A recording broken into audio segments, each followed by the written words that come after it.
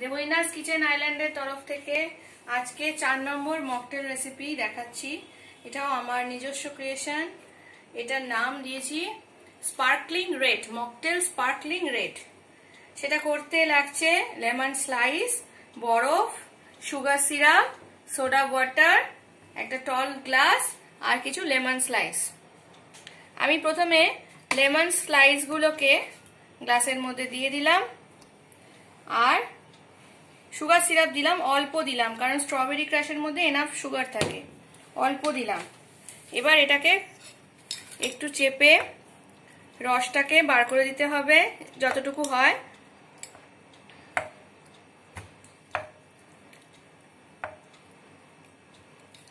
এবার আমি এর মধ্যে অ্যাড করব স্ট্রবেরি ক্রাশ 1 টেবিল স্পুন মতো,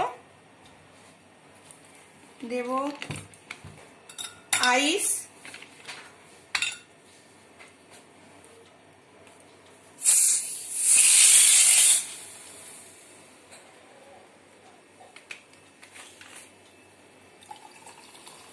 সোডা, একটু নেড়ে দেবো কারণ নিচে এটা না হলে জমে যাবে।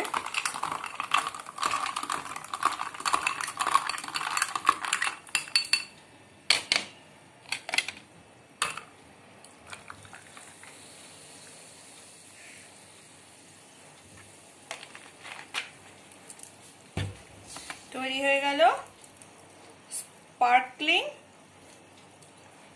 Red mocktail.